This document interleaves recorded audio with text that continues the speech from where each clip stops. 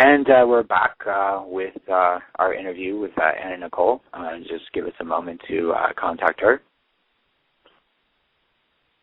Okay, Dr. Rob, is Anna Nicole Smith with us right now? Yes, I can feel her presence with me. I'd like to ask her how she's been doing since she's crossed over to the other side. I have to say that when I touched in with her, I felt very uneasy at first, and I know that she has been, trying to fight for justice, I think, in her case, but also just for her daughter. I really feel like what I'm getting from her is a lot of injustice. She is really was not really at peace when she first passed. As we talked about at the beginning of the show, we had actually stayed in her room, and I actually had made contact with her at that time.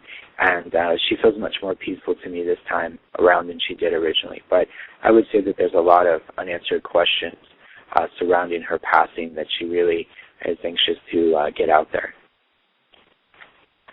So did she finish everything she wanted to do here on Earth?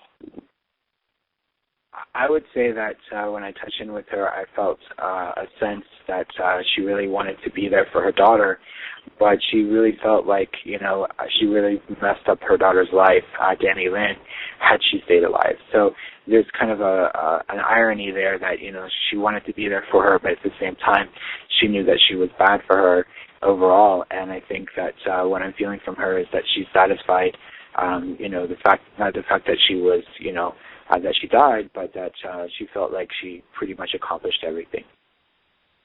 I see. And she is watching over Danny Lynn right now, isn't she?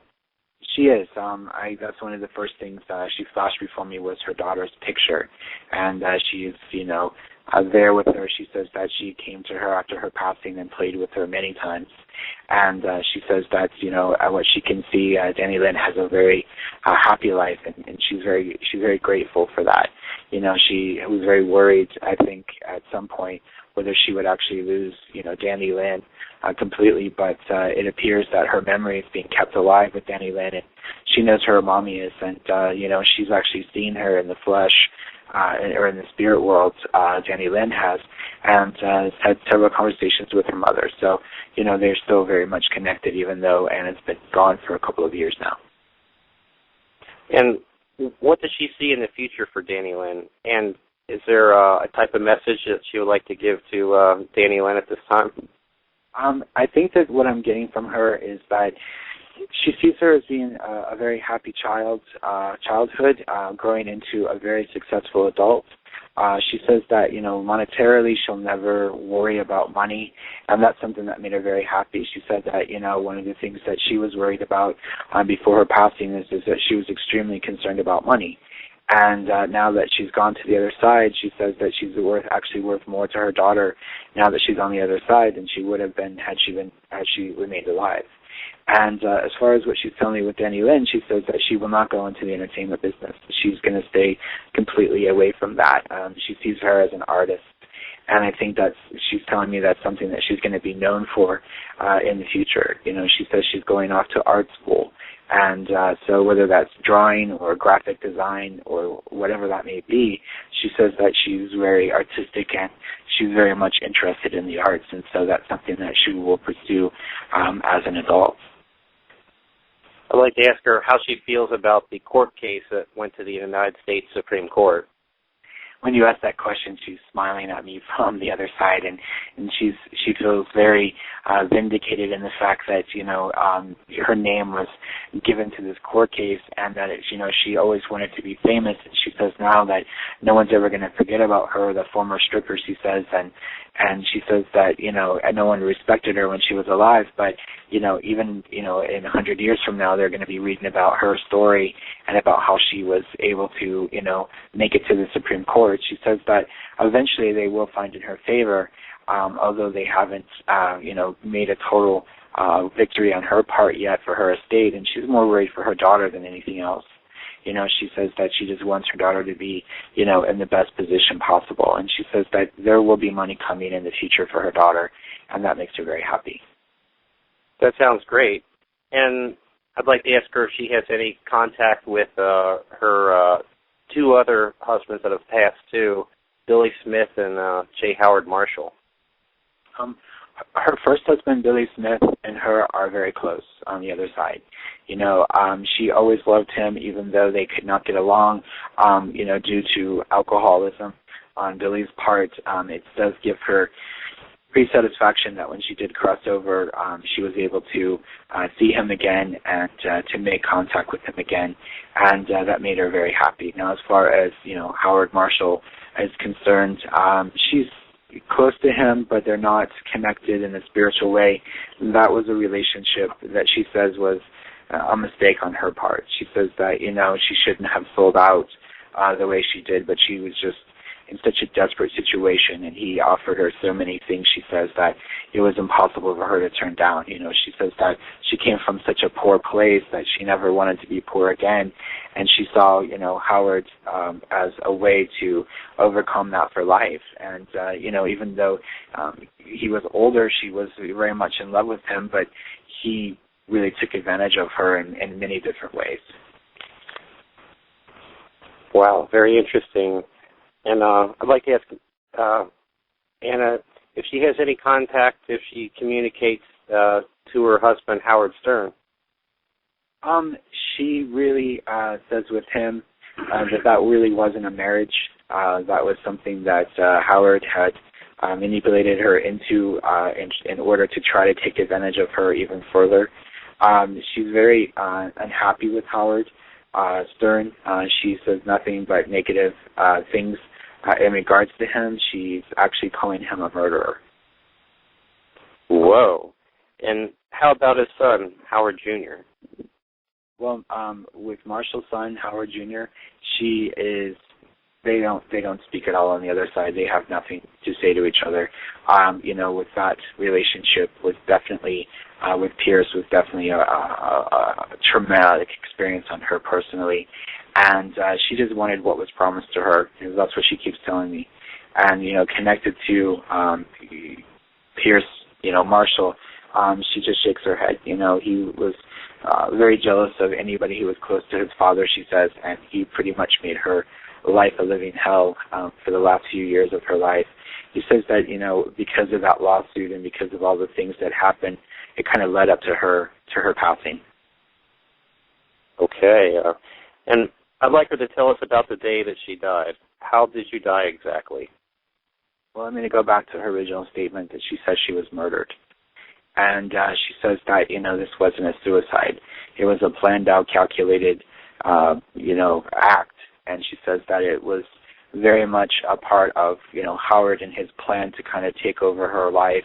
And he always wanted to be famous himself. And with Howard Stern, she said, he was the master of manipulation.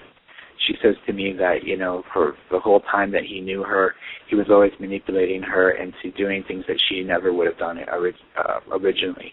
And she also calls him a murderer in her son's case as well. So how does she feel about the recent conviction in court? Well, she's very satisfied. She says that, in the last few moments of her life, he planned out her death by making sure that she would overdose. He was in control of her completely as far as, what doctor she saw, what medication she was taking, and she wasn't even aware of what was going on. She was in such a doped out state at that point that she says she wasn't even aware that what she was doing was going to hurt her. She just, trusted Howard to give her medication, and she was always up and down with everything. And then she, got sick. And, it was a warning from the doctor not to, ingest any more medications. And Howard went out and got her, what she needed. And that was really how she passed. But he knew she was going to pass.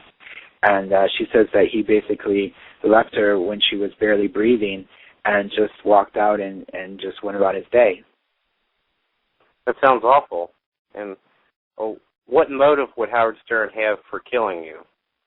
Well, she says that he really wanted to take over her money. He really felt that she was going to win this lawsuit, and get her $500 million.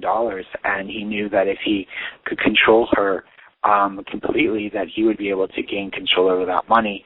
And that's really what it was about, was the money. It seems like, she kind of set this into motion with marrying, Howard Marshall, and, and really taking advantage of that situation.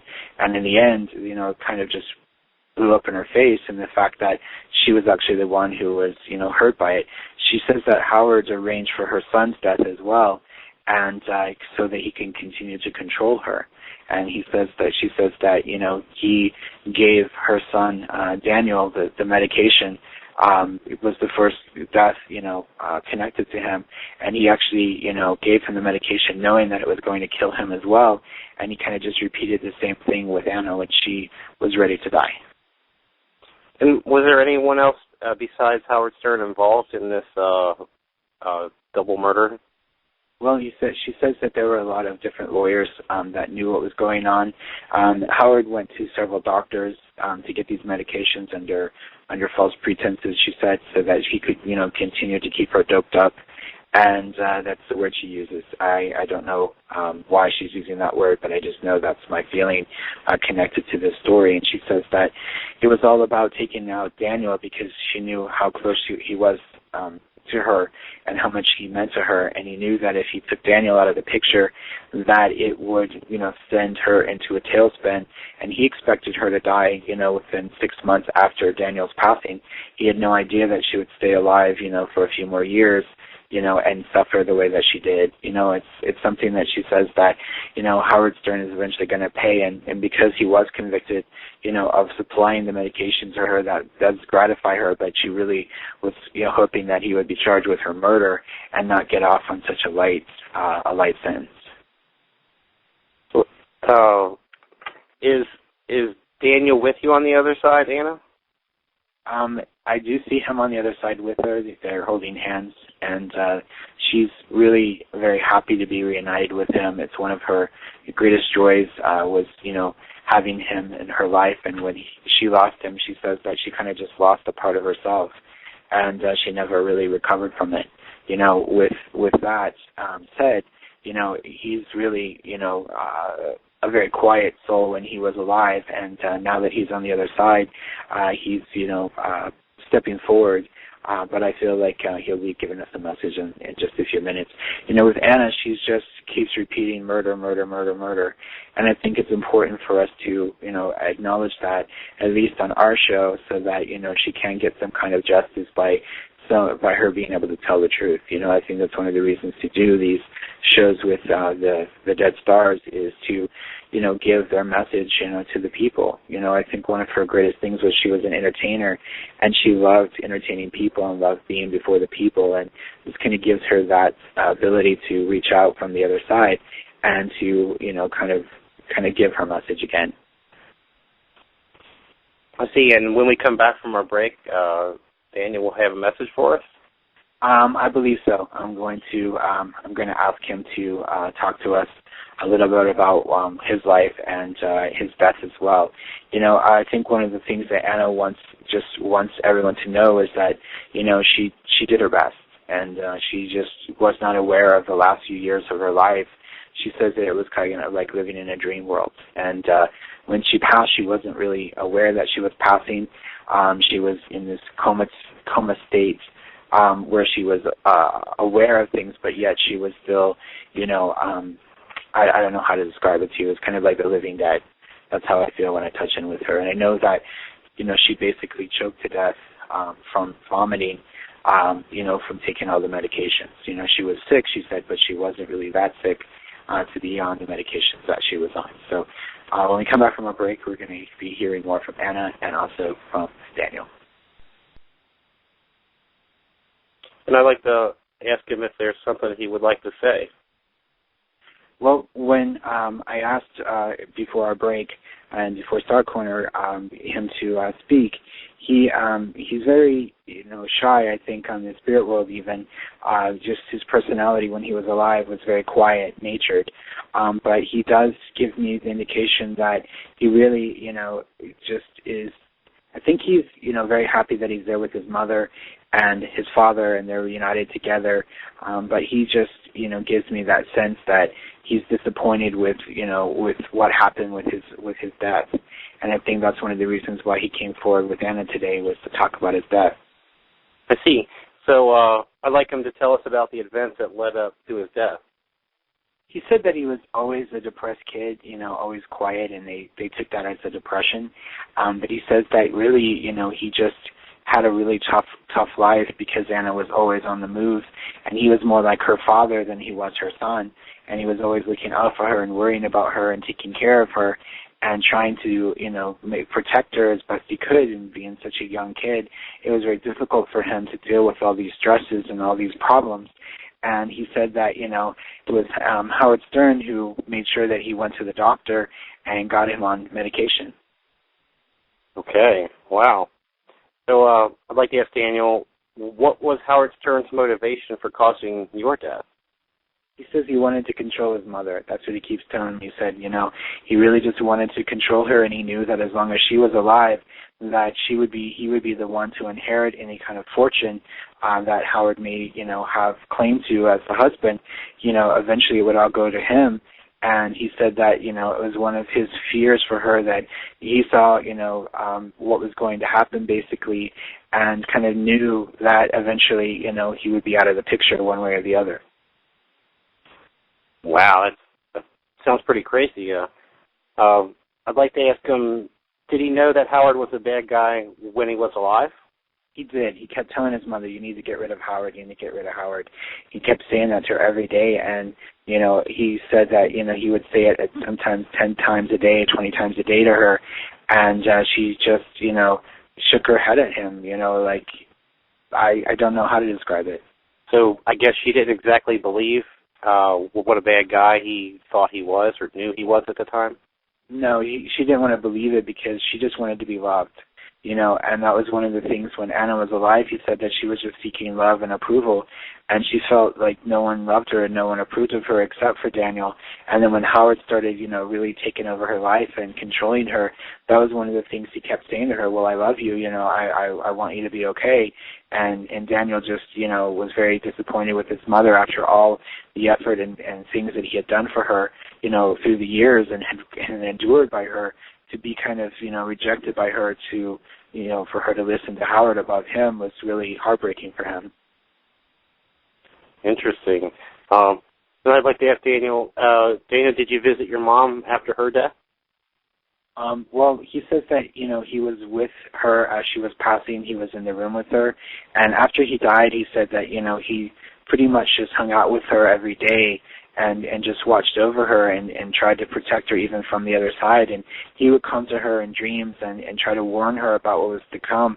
But she was in such a drugged out state that she wasn't able even to hear his message. She just thought that he was haunting her, basically. And so it was a really sad situation where he would try to reach out to her, and she would take it that he was, not at peace, and that, and it just made her worse.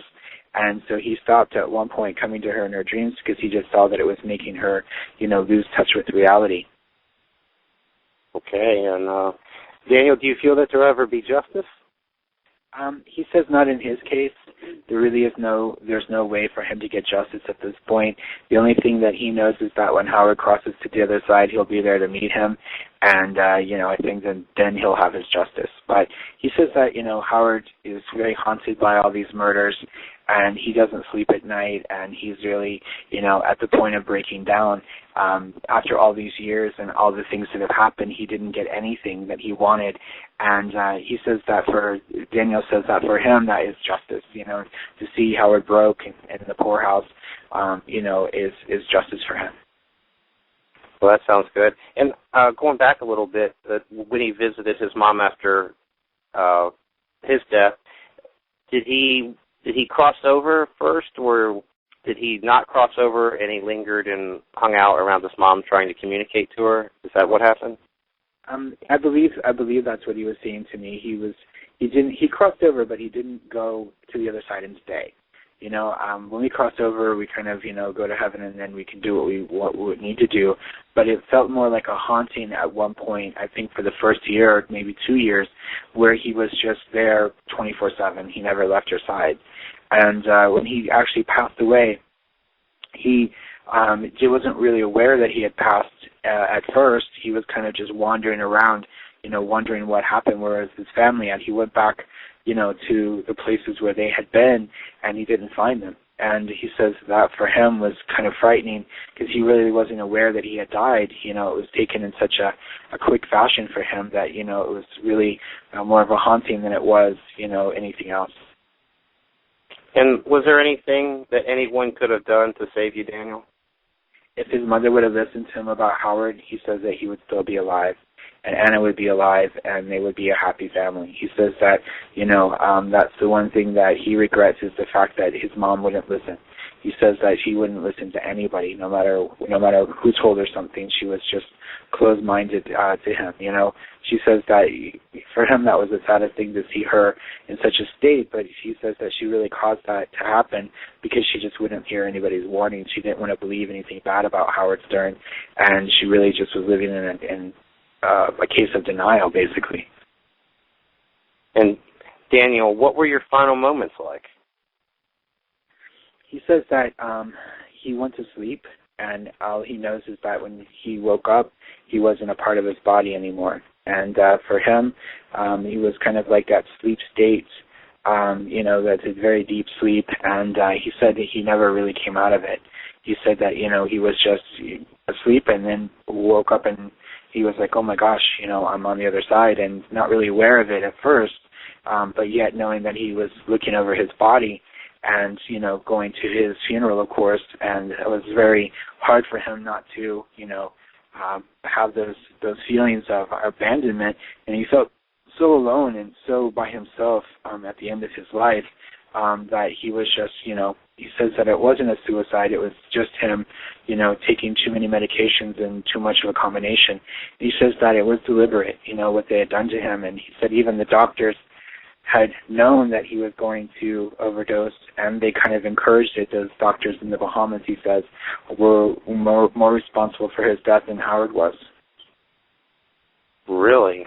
And Daniel, if you would have lived, what would happen between your mom and Howard? Well, he says once again, those two would not be together. He said that, she would have seen the truth eventually, and, another year from the time of his passing, they would have broken up, and she would have been on to her next conquest. But she says that Howard was so manipulative. At first he liked him, but then he saw, what he was about, and he was always good at judging people. He said when he was alive, he was very good at judging who was telling the truth and who was telling a lie, and who was trying to take advantage of his mom, because he had seen so many people take advantage of her, during his lifetime, that he kind of saw the signs, early on into their relationship. And Daniel, are you at peace now? I would say yes.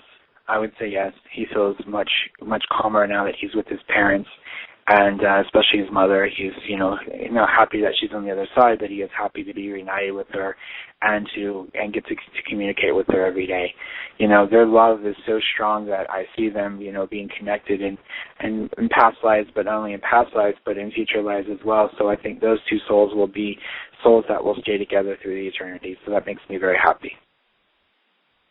And Daniel, is there anything that you would like to say to Howard right now?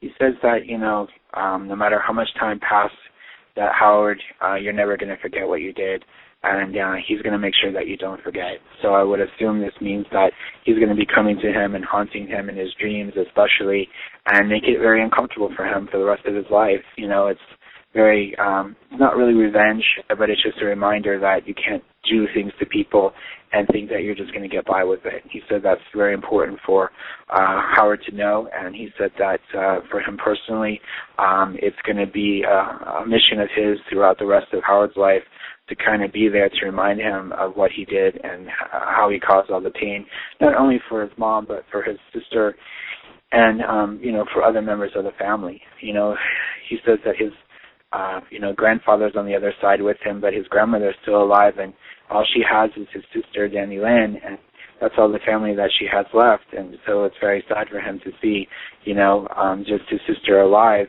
and everyone else on the other side.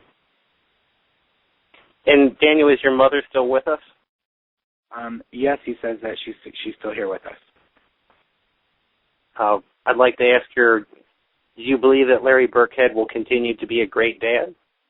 She says yes. She says she's very happy that he's the father of her child. She said that he was nothing like any of the others, that were involved with her. He really loved her and really respected her and really looked out for her, and she didn't see that at the time because everyone else was trying to say all these negative things about him so they could control her, and he was the only one, she says, that didn't try to control her. He just wanted to love her and admire her, and she didn't really care about him, she says, when she was alive, but now that she's on the other side and she sees what a wonderful dad he is and how he's really taking care of her daughter, it makes her very happy. So, Anna Nicole, is there any special message that you'd like to give to Larry Burkhead now? She just tells me that she's always going to be on his side, that whenever he needs something, all he has to do is call out to her. And she says that he does that quite frequently. He asks for her to come, and they actually, her and Daniel actually sit with him. And with Danny Lynn, she says that, she's at every birthday, she's at every celebration, she's there, part of her daughter's life. And that she says that she really appreciates the fact that Larry has gone out of his way to keep her memory alive with her daughter. She says that even though her daughter doesn't remember her, it makes her very happy to know that her pictures are being shown and she knows who her mommy is. And she says that, again, it thrills her to see Danny Lynn and what she's going to become and, the mark on society that she's going to be able to leave. That sounds really great. And Anna Nicole, is there any message for your fans? She says, don't forget me. She said that she was, a very big Marilyn Monroe fan, as we all know, when she was alive, and she felt very connected to Marilyn. And now that she's on the other side, they become the best of friends, and that made it heaven for her, she says. I see. And Anna Nicole, do you have any messages to any other stars who might find themselves in a similar situation that you were in? Well, she definitely gives me a message for Charlie Sheen. She says that if you're not careful, you're going to be the next one to go. And she said that to me 3 times. And so I feel like that's something at least to put out there as a message from her personally, was to kind of give that information out there. And so with Anna Nicole, we do appreciate her coming to us this evening to give us a message from the other side. And also we want to thank Daniel for also coming forward. And so now we're going to go to our caller in the 732 area code.